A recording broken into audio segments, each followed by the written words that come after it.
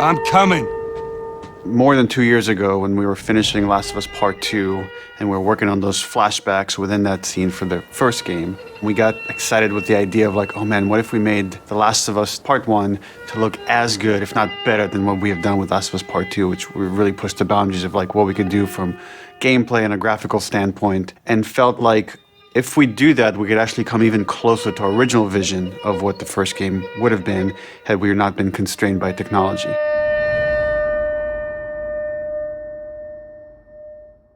The original creative vision of The Last of Us, I think in a lot of ways was larger than what the PlayStation 3 was capable of. The tech of the PS5, it's like an open box of tools and goodies that we can play from and draw from.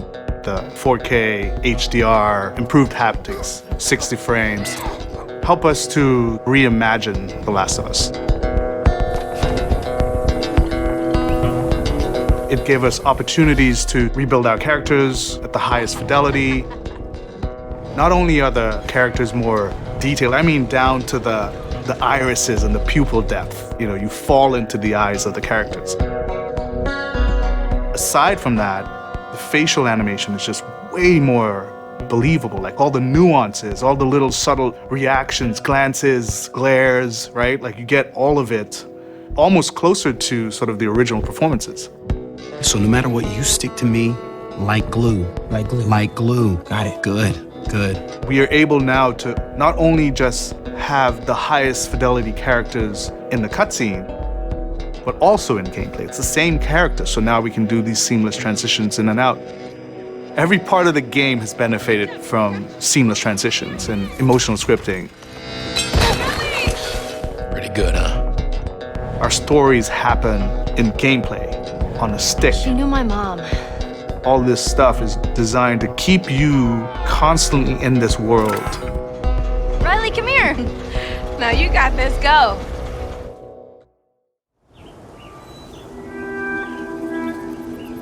One of the things that the PlayStation 5 is really enabling is that we're able to have a density of physics objects in a scene that we could never do before. Like, this has always been the dream, is to have this number of bumpables, chippables, breakables, destructible objects in a scene. It just makes the world feel rich, makes it feel lived in. Materials can have the properties that you'd expect. The turret truck in Pittsburgh, when it's firing at you and it's just ripping apart the concrete and sending objects flying left and right. Seeing things break, like there's fear, there's a real fear that it invokes. And it's giving us a much more dynamic range of gameplay to play with. Surround him! Our AI tech has just increased incredibly. What we were building the basis off of was The Last of Us Part 2's AI. And it has sophisticated systems for things like the fundamental knowledge model of how these NPCs perceive and understand what the player is much more sophisticated. Now how the enemies are communicating with each other, how they're chasing you, how they're flanking you, how intense that fight feels, it's so much more rewarding coming out of it from the other side.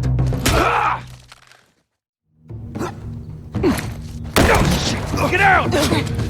One of the other big AI improvements is the buddies. The buddies technology that we developed for The Last of Us Part 2 has this very sophisticated understanding of like, okay, this is where the enemies can see their exposure.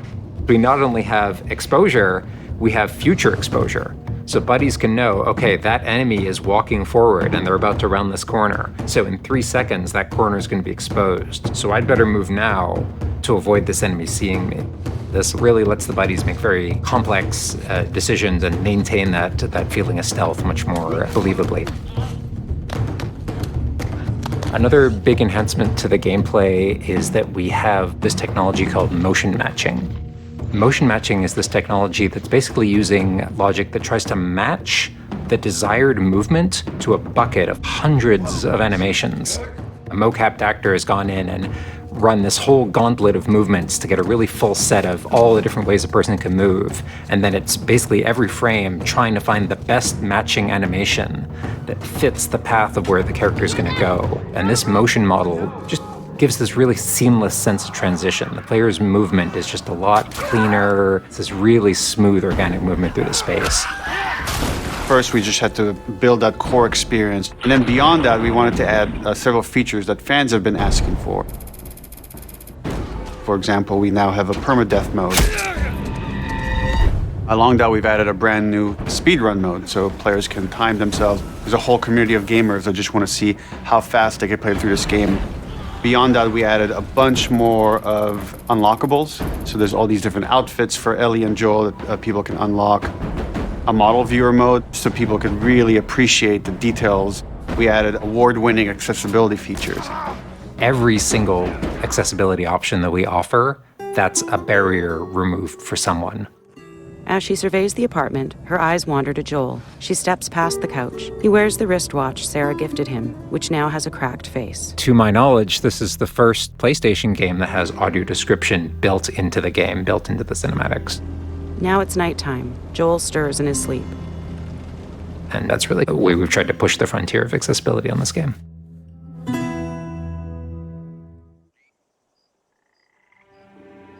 So much of the identity of The Last of Us is the world.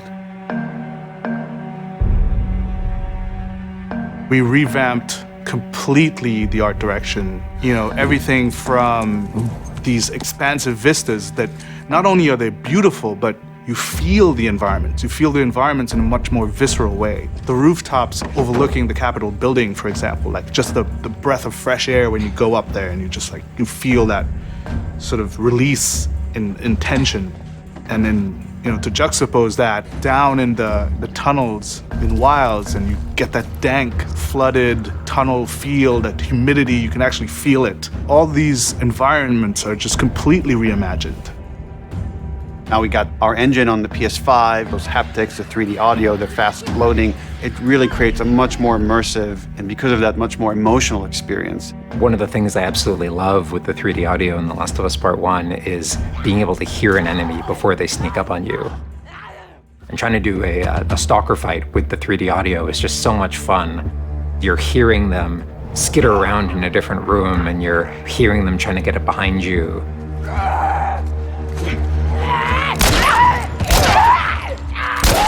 Having that two-part reaction of like hearing, turning, seeing, reacting, it just really heightens that sense of just being grounded. You are in this character, you are in this world. Now, with the PlayStation 5, the amount of control that developers have over the Dualsense, it's really, really cool. All the guns in the game have a variable amount of resistance on the triggers when you aim them. The way it works with the bow is that at the very beginning, when they're starting to draw the bow, there's a little bit of resistance. And then as the bow gets tauter and tauter, the amount of resistance is increasing. And then when you release the bow, you're also getting that resistance going out of the trigger. When you are aiming and firing the shotgun, you're going to get a haptic vibration on the shot. And then what I think is one of the ways that the DualSense really advances things is you're going to get a haptic vibration on the pump of the shotgun. And what's much more sophisticated about that on the DualSense is that in effect has a little like speaker in it. And it's playing an audio file that comes through in the vibrations. And those two beats is what you're going to feel on the controller. Looks like a good spot. This also ties in to the new workbench animations. So if you're seeing Joel taking apart a gun or screwing something in or putting a new stock on a gun, that moment where he's like jamming that on, you're gonna get that haptic feedback on that. We have, haptics all across the board, for all the moments you kind of expect, for clambering, jumping, landing, meleeing, getting meleeed, like all those kind of high intensity moments we have represented in the haptics.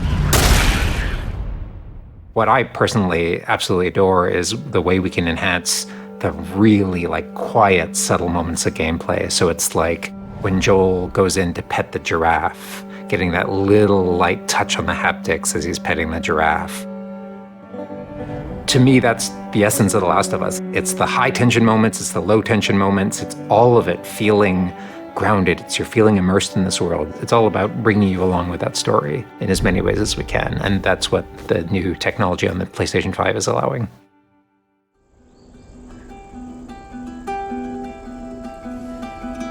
So is that everything you hoped for? Jury's still out. There's something special about that core experience of playing as Joel and Ellie on this journey, then to take that experience and really honor it and keep the authenticity of it, but elevate it in every way possible, whether it's pipeline, whether it's art direction, whether it's a technology, everything that allows us to make that experience better. Not different, extremely better. That's why, to me, this is the definitive way to play The Last of Us.